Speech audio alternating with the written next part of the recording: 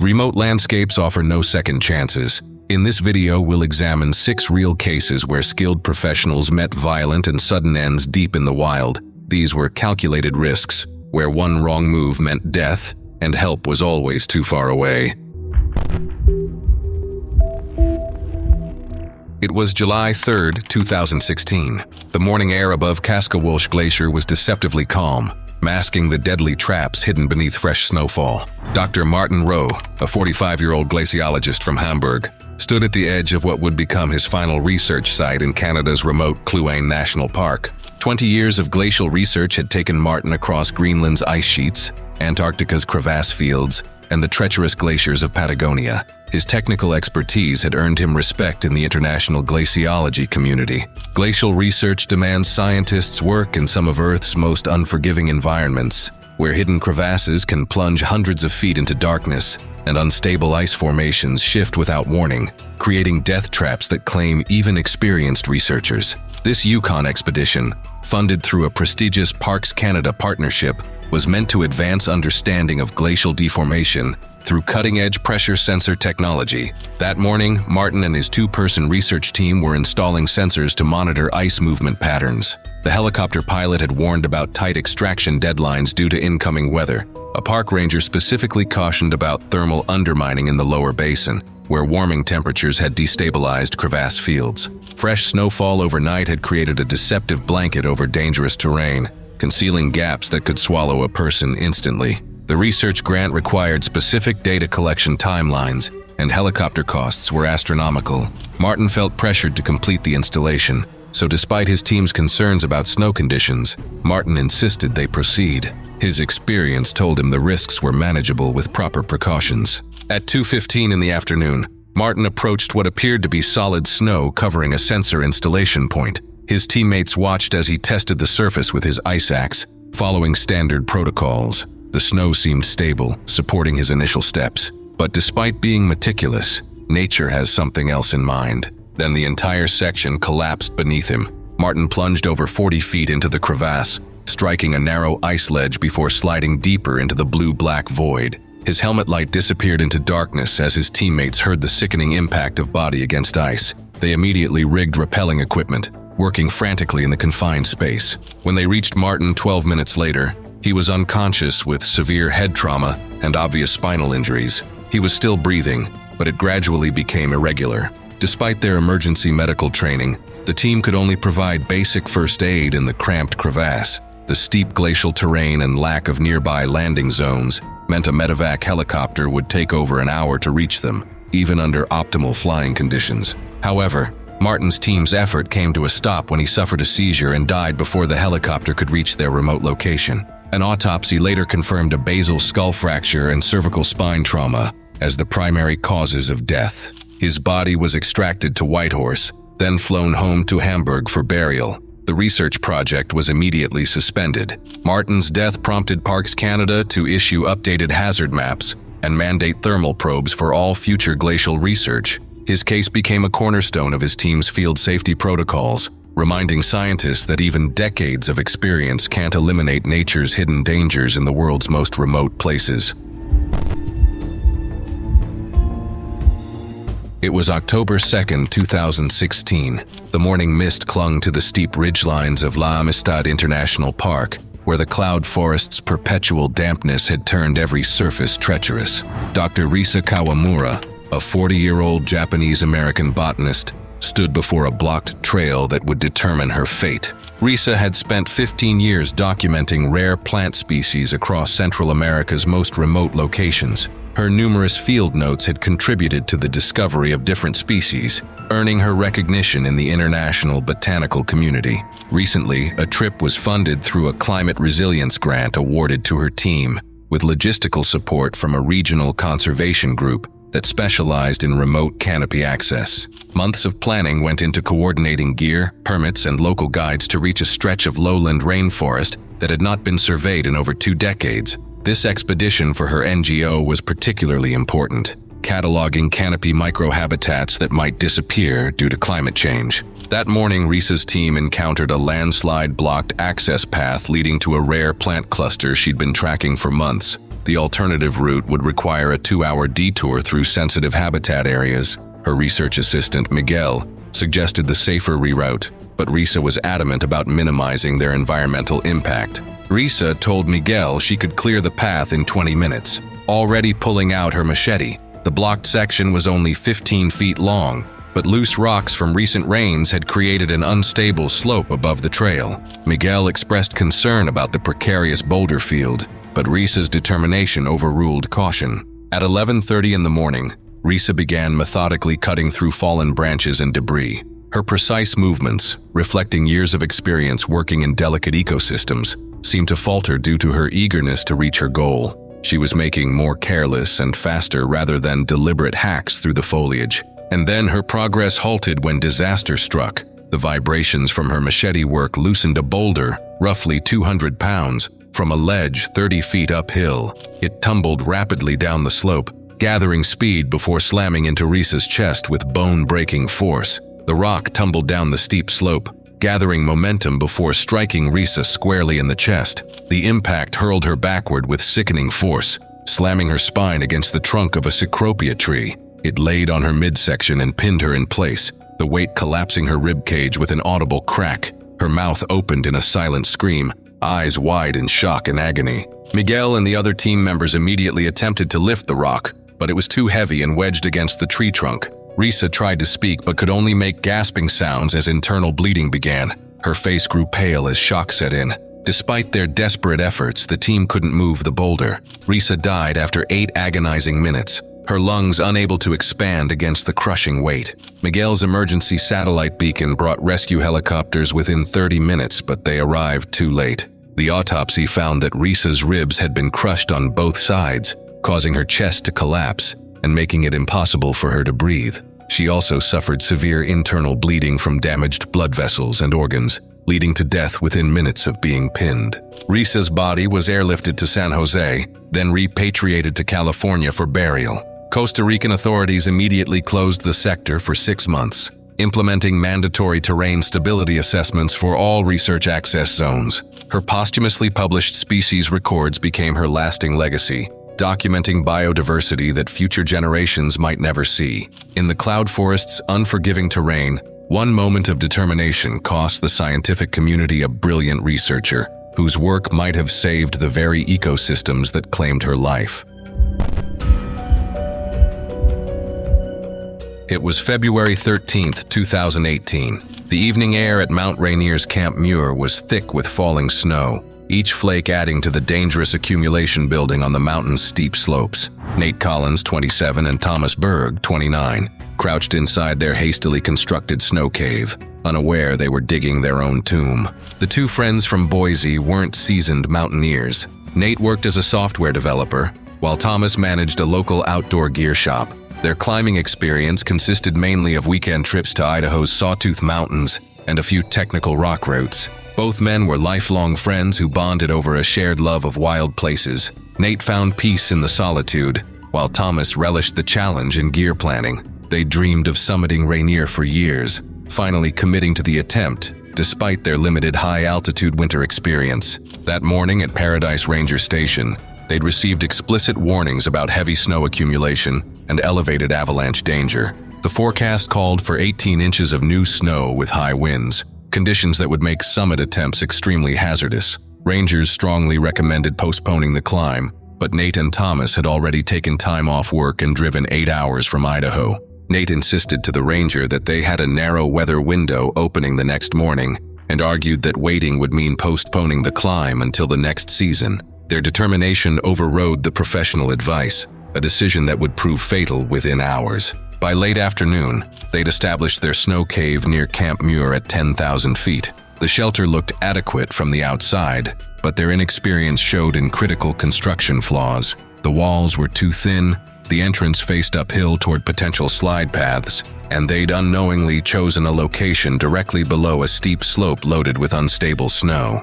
And at 2:30 in the morning, the mountain released its fury. A massive avalanche, triggered by the weight of fresh snowfall, swept across their campsite with devastating force. The slide carried thousands of tons of snow and debris, instantly collapsing their inadequate shelter. A mountain guide camped 200 yards away heard the thunderous roar and felt the ground shake. He immediately activated his emergency beacon, knowing that anyone caught in the slide's path had little chance of survival. The avalanche debris field stretched over 300 yards, burying everything under 6 feet of concrete hard snow. Nate and Thomas had died instantly from massive blunt force trauma when thousands of pounds of compacted snow and ice collapsed onto their snow cave, driving their bodies into the frozen ground. The autopsy revealed crushed skulls, shattered ribs, and severe spinal fractures, injuries so catastrophic they never had a chance to scream, move, or reach their emergency beacon. When Nate and Thomas failed to check in via satellite messenger that evening, their emergency contact, Thomas's sister in Boise, alerted park authorities. Recovery operations began at first light, but dangerous conditions prevented immediate access to the burial zone. Search teams using avalanche probes worked methodically through the debris field for 2 days before locating the bodies. Their deaths prompted the National Park Service to review avalanche education requirements for winter climbing permits. The tragedy highlighted the deadly gap between enthusiasm and experience in high-altitude mountaineering. Their funeral in Boise drew hundreds from Idaho's climbing community. Friends shared stories of past hikes and laughter-filled campfires, underscoring the deep loss felt by those who had known them beyond the summit goals.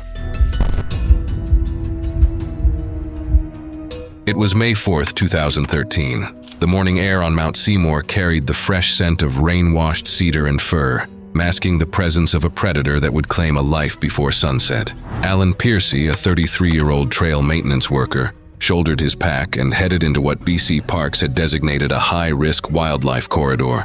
Alan Dad maintained trails across British Columbia's provincial parks, repairing storm damage and marking hazardous sections. He'd done this for 3 years. His contract work took him into remote areas where few hikers ventured, places where wildlife moved freely through ancient migration routes. Trail maintenance in predator habitat requires constant vigilance, as workers often encounter bears, cougars, and wolves in areas where human presence is minimal, and animals view territory as their own. Friends described him as competent and cautious, someone who understood the risks of working alone in the wilderness. That week, BC Parks had issued multiple cougar warnings for the Mount Seymour area. A juvenile male had been spotted several times near popular trails, displaying aggressive behavior toward hikers. Cougars, also known as mountain lions, can weigh between 90 and 160 pounds and have a bite force of over 400 psi, strong enough to puncture bone. Their danger lies in their stealth. They are ambush predators capable of attacking without warning, often aiming for the neck or skull to incapacitate prey instantly. The animal appeared to be establishing territory, a dangerous situation that often leads to human-wildlife conflicts. With post-storm trail hazards and limited staffing, the task couldn't be delayed, even with the wildlife notices in effect. Despite the warnings, Alan's supervisor assigned him to flag damaged trail sections. Alan carried standard safety equipment, a two-way radio, emergency whistle, and first aid kit. What he didn't have was bear spray or any wildlife deterrent, equipment that wasn't mandatory for contractors at the time. His radio check-ins were scheduled every 2 hours, a protocol that would prove inadequate for the danger he faced. At approximately 2:15 in the afternoon, a hiker on the lower ridge heard thrashing and sharp guttural sounds echoing through the forest above. Looking upslope through a break in the trees, he spotted a man, later confirmed to be Alan, standing alone on the trail. Without warning, a large, tawny-colored cougar launched from the underbrush behind him, knocking him to the ground in a blur of motion. The hiker froze as he watched the animal sink its jaws into Alan's neck, jerking violently while Alan thrashed beneath it. Alan kicked and flailed, striking the cougar's side and trying to shield his head, but the animal maintained its grip, clawing into his torso and dragging him off the trail. The struggle continued for over 30 seconds as the cougar repositioned and bit again, this time in his neck. The witness later said Alan's movements went still, and the cougar began dragging the body into dense brush. Shaken and unable to get closer, the hiker immediately called park rangers. When the search team arrived over an hour later, delayed by steep, uneven terrain and dense undergrowth, they found Alan partially concealed under fallen branches and debris. The scene told a horrific story. Deep claw marks scored nearby trees. The forest floor was torn with signs of a struggle, and the blood trail indicated the attack had moved downslope before stopping. Alan had suffered a fatal neck bite, puncture wounds through muscle and vertebrae consistent with a cougar's killing method. Wildlife forensics confirmed the attack came from a juvenile male cougar, likely the same animal from recent sightings. The cat had attempted to cache Allen's body under brush, typical behavior for cougars saving prey for later consumption. Conservation officers tracked and euthanized the animal within 48 hours. Allen's modest funeral in North Vancouver drew fellow trail workers and park staff who remembered his dedication to maintaining safe outdoor spaces. His death prompted immediate policy changes. BC Parks banned solo contractor deployments in high-risk wildlife areas and mandated bear spray for all backcountry workers. New warning signs were installed throughout Mount Seymour's wildlife corridors, serving as stark reminders that in British Columbia's wilderness, humans remain vulnerable to apex predators that view us as potential prey.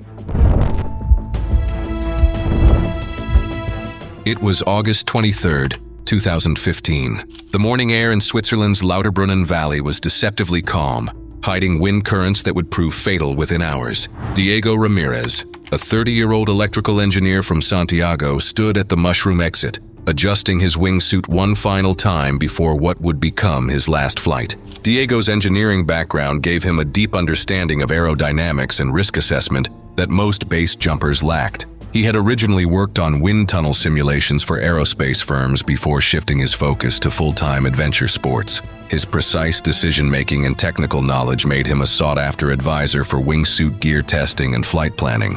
And for 5 years, he'd been perfecting his wingsuit technique across Europe's most challenging exits, accumulating over 200 successful jumps. That morning, Diego faced a decision that would cost him everything. Recent wind pattern changes in the valley had been discussed extensively in pilot forums, along with warnings about a newly installed high-voltage power line crossing the traditional flight path. Several experienced jumpers had advised postponing jumps until wind conditions stabilized, but with 200 jumps in his record, Diego felt confident in his ability to compensate. His friends at the exit point voiced concern about gusting winds and a recently installed power line strung near the standard flight path, an unmarked hazard nearly invisible from a distance. Diego studied it through binoculars and calculated the necessary adjustments, confident he could compensate for the drift. At 11:45 a.m., he launched from the 3,000-foot cliff face, relying on his engineering instincts as he dropped into his signature flying position. For the first 30 seconds, Diego's flight looked perfect. His wingsuit cut through the alpine air with practiced precision as he navigated the valley's narrow confines. Then unexpected wind gusts pushed his trajectory slightly left, directly toward the power line he'd been so careful to avoid. He adjusted his body angle in a rapid attempt to correct course, but the margin for error was already gone. Diego struck the high-voltage cable at nearly 90 miles per hour. The impact severed part of his wingsuit's fabric wing, instantly destroying his aerodynamic control. Witnesses heard the sharp crack of electricity arcing, then watched in horror as Diego tumbled violently through the air, his damaged suit flapping uselessly. He crashed through the roof of a traditional Swiss barn, the impact killing him instantly from massive head trauma. One of Diego's spotters immediately radioed for emergency assistance after witnessing the impact. Rescue crews arrived by helicopter nearly 45 minutes later, delayed by steep alpine terrain. Paramedics pronounced Diego dead at the scene before airlifting his body to a hospital in Innsbruck. The autopsy report concluded that death was instantaneous, with no evidence of prolonged suffering. Diego's funeral was held 6 days later in Santiago. His parents requested a closed ceremony, and his wingsuit was displayed beside his casket as a symbol of both his passion and precision. Aviation authorities launched an internal review following the incident, focusing on visibility and regulation of utility installations near base jumping corridors. As a result, local municipalities began coordinating with flight organizations to better mark aerial hazards in the region. It was November 16, 2018. The morning air at Lake Subinacocha, 15,000 feet above sea level in Peru's Cusco region, carried a bitter chill that would prove deadly before noon. Dr. Harriet Nkomo, a 34-year-old hydrologist from Zimbabwe, stood at the lake's edge, staring at her detached sensor array floating 200 meters from shore. Harriet wasn't inexperienced with challenging fieldwork. Her doctoral research on African watershed systems had taken her to remote locations across 3 continents, studying how climate change affects high-altitude water resources. She had spent weeks alone in mountainous terrain, learning to read shifting weather patterns and navigate hazardous landscapes without support. This Peruvian expedition, funded by an international climate research consortium, was documenting glacial melt impacts on Andean watersheds, critical data for understanding global water security. That morning, strong winds had torn loose her expensive sensor array, worth over $15,000